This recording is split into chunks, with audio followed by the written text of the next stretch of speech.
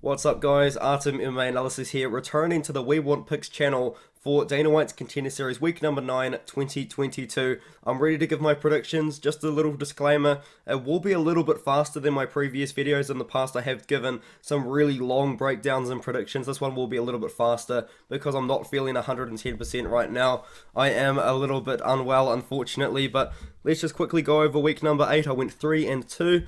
I picked against Daniel Marcos, and Daniel Marcos looked incredible over Brandon Lewis. I picked Bruna Brazil, as she was the much better striker, and I think she proved that she did eventually get a KO.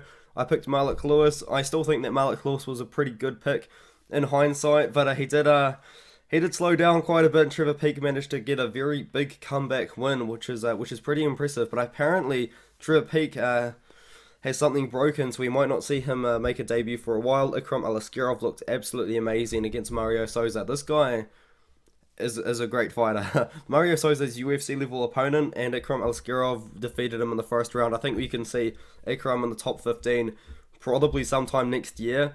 And then Farid Basharat looked amazing in his Dana White's Contender Series fight as well over Alan Bagosa, who is a very game opponent. So let's just get straight into it. We've got Roybert Echeverria taking on Jafel Filho in the first fight of week number 9.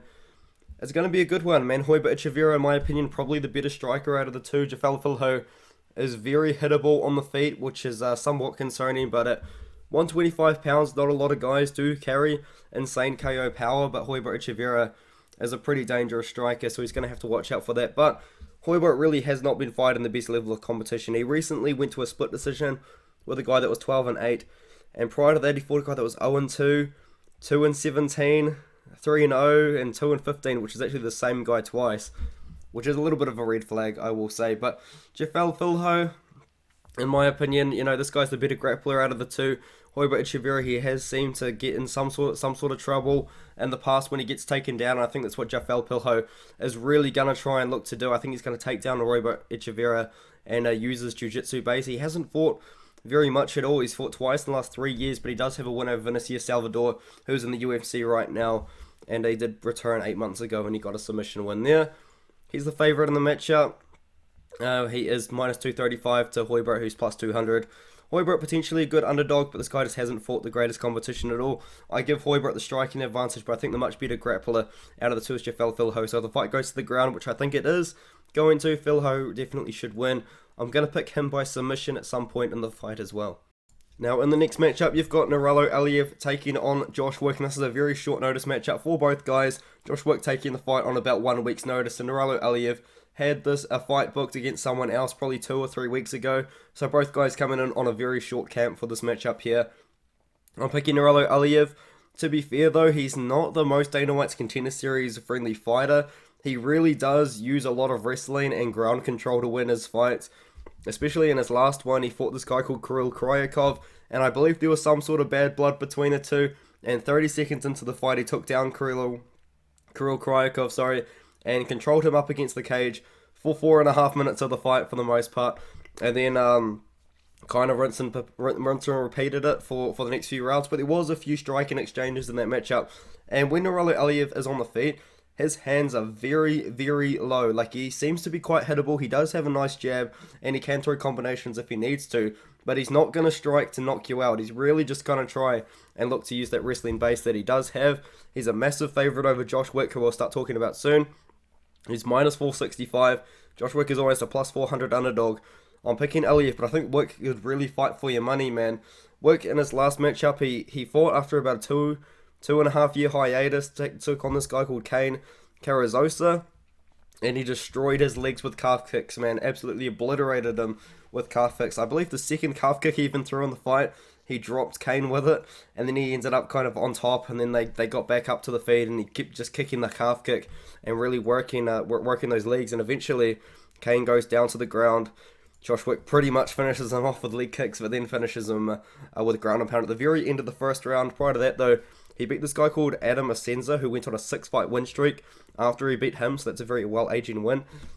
And he's also got a win over Vince Morales, who's in the UFC right now as well, much early on into his career. But Josh Wick, I think he's the better striker out of the two.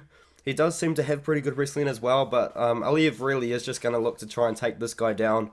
and we're on him. And I don't think it's going to be the most exciting fight of the world.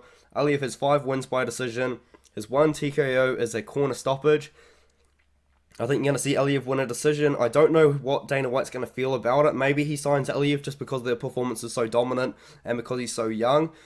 If it's a dominant performance, it is. But if it's not going to be the most exciting fight in the world. It's going to be a lot of control time for Aliev.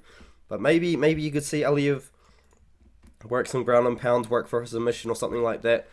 Because it is the Contender Series. But it's not the most Contender Series friendly style, in my opinion. And our next fight is Austen Lane versus Richard Jacobi, and this is a pretty exciting matchup. It's a little bit of a head scratcher though for Richard Jacobi, as in his last fight he lost a 29-28 decision, but Thiago Silva did have a point deducted during the fight, so it ended up being a 28-28 draw. So technically he lost the fight, and then he's getting a chance on Dana White's Contender Series. A little bit of a weird one, and prior to that he hadn't really been fighting the greatest level of competition at all. To be honest, especially Austen Lane, man. This Austen Lane's 2018 at Dana White's Contender Series returning guy. He lost to Greg Hardy, who had like an up and down career in the UFC. It wasn't the greatest, wasn't the worst, and since then he's really built his way back up. He's got a win over former UFC fighter Juan Adams in the 4th round as well, which you like to see. And I am picking Austen Lane in this matchup here. He is almost 35 years old, so he's a much older prospect. For the heavyweight division compared to Jacoby, who's going to be almost 29 years old, but he's more athletic, and I think he's more explosive as well, which is quite important in the heavyweight division, I would say, especially. And Jacoby throws pretty low volume, and I'll just say Austen Lane's going to land more volume. I think he's going to land with more power. I think he's going to try and right that wrong that he had in Dana White's Contender Series way back in 2018. I think that we're going to see a knockout from Austen Lane at some point in this fight. I'm somewhat confident in it as well. It's heavyweight, so you really cannot be confident at all. But I do think that Austen Lane is just the better fighter out of the two of these ones here. Maybe if Richard Jacobi wins, a win over Austen Lane is a good win, even at this time. Right now, I think that Austen Lane should win this fight, though, and I think he's going to get a KO at some point in the matchup. Just being more explosive, more athletic, and he's also bigger too. He's 6'6". He's a big guy. He's huge. So yeah, going to be picking Austen Lane. I think his ground game has improved significantly as well. Over the last few years, and he's really just becoming a very good, well-rounded, athletic fighter for the heavyweight division. So I like Austen Lane in this matchup. So now we're going to be talking about Rosas Jr. versus Mando Gutierrez, but I actually forgot to show you guys the odds for the Austen Lane versus Jacoby fight. Austen Lane is a -200 favorite, which is whereabouts I would line him. But let's talk about Rosas Jr. This guy is 17 years old. This guy is so young. His parents have to give him permission to fight on Dana White's Contender Series. That's absolutely insane in my opinion. Also, a little fun fact, Artem always comes to you guys with fun facts. Rosas Jr.'s sister debuted against Mackenzie Dern, and Mackenzie Dern's MMA debut as well, which is kind of like a crazy correlation there, because Mackenzie Dern's going to be headlined in a fight night coming up somewhat soon. Now, let's talk about Rosas Jr. 17 years old. He's a great grappler and he's a great wrestler, and he really hasn't met too much adversity in his career. He is 5-0, not against the greatest competition, not against the level of Mando Gutierrez in my opinion. But this guy's looking great. He's destroying everyone that he's fighting. 0-1, 0-0, 1-0, 2-0, and 0-2. But he's got a great grappling base. He's got a great jiu-jitsu base. His dad was a fighter. He didn't have the cleanest record in the world, but his dad was a fighter. His sister's a fighter as well, and she's got a fight coming up, and now Rosas Jr. is doing it at 17 years old. Absolutely incredible. Mando Gutierrez is also a grappler, which is why it's somewhat of a favourable matchup for Rosas Jr. If he was fighting like a KO artist, I would be pretty nervous for him, not going to lie. Because Rosas in this one here, he doesn't strike much at all. He pretty much looks for the takedown as soon as the fight starts, and then uses his grappling to wear on his opponents and try and work for a submission, which is how he does end most of his fights, really. But Mando Gutierrez, also a grappler for the most part. His one loss is to Mo Miller, where he was taken down and dominated before getting choked out, which is kind of what Rosas Jr. is going to try to do in this matchup. But since then, he's got a few wins on the regional scene over somewhat decent competition, I guess you could say. Better competition than what Rosas Jr. is fighting, to be fair. But you got to consider this. Rosas Jr. is 17 years old. Who do you think he's going to be fighting? Like, guys that are like 19-2 or like 25-6, you know, like not that kind of competition. But Rosas Jr., he is the pick. Believe it or not, there's a red flag there. He's so young, but I do think that he should win this matchup here. I think very early on to the fight, he's going to surprise Mando with a takedown. And if he gets the takedown, he should do some work. I don't like Rosas Jr.'s chances on the feet because he doesn't strike much at all. And I feel like maybe if he ends up having to strike with Mando, he could get quite uncomfortable because it's just not his game. It's just not what he's used to. He really is used to destroying opponents and just running straight through them. But, yeah, I think that Mando could find a lot of success on the feet if he keeps the fight on the feet. But I think Rosas Jr. could look really great in the grappling. So I'm going to pick Rosas Jr. to win by submission in this matchup here.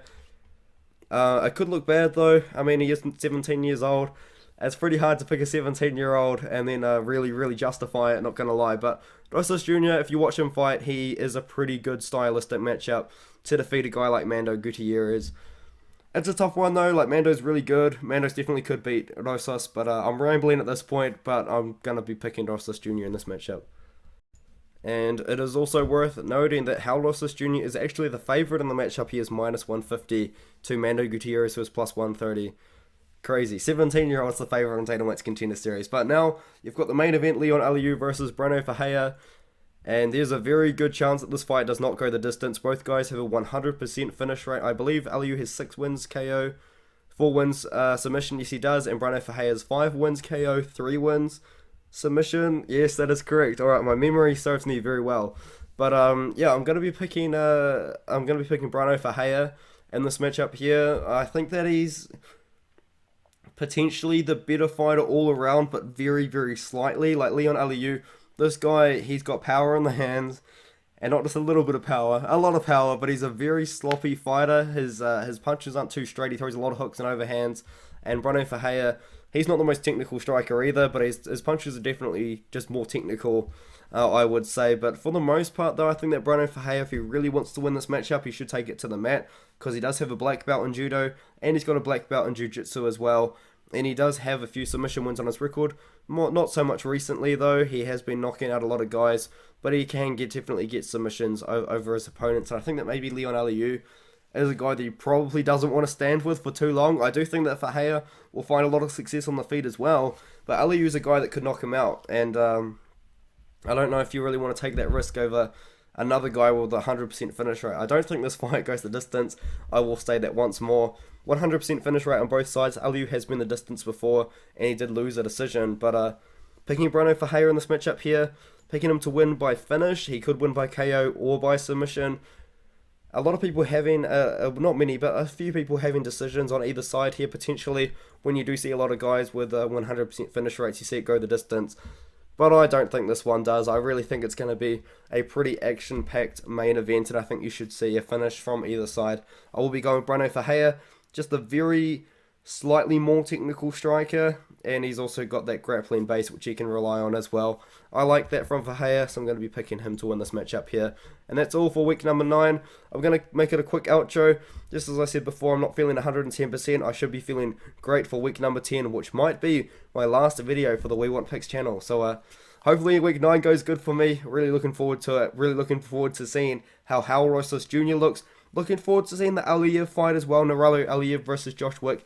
Interesting to see how this very young prospect does. Maybe he has a little bit more of an exciting style for Dana White's Contender Series. Let's see what happens, man. In the main event, you should get a finish. It's going to be a great fight night. It really is. I think you should look forward to it. I'm looking forward to it.